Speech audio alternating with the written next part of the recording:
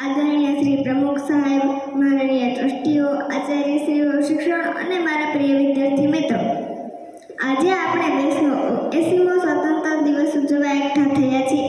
ત્યારે સૌપ્રથમ સ્વતંત્રતા અપાવનાર મહાસ્વતંત્ર સેનાને હૃદયપૂર્વક નમન કરીએ.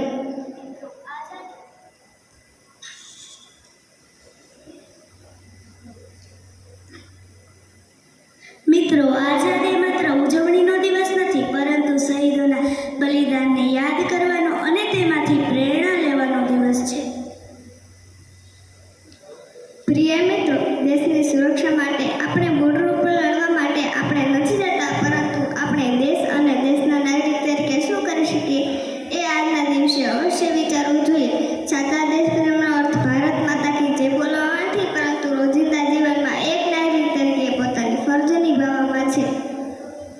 મારા વાલા મિત્રો, આપણે વિદ્યાર્થીઓ છીએ. આવતીકાલનું ભારત આપણા હાથમાં છે.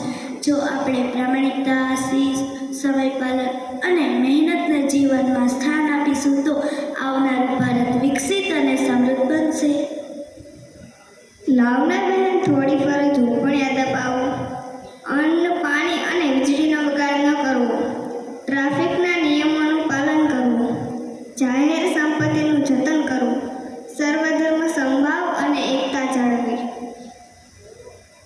આવો આજે સ્વતંત્રતાના પાવન અવસરે આપણે સૌ એક સંકલ્પ લેશું. બધા ઊભા થઈને મારી સાથે બોલશે.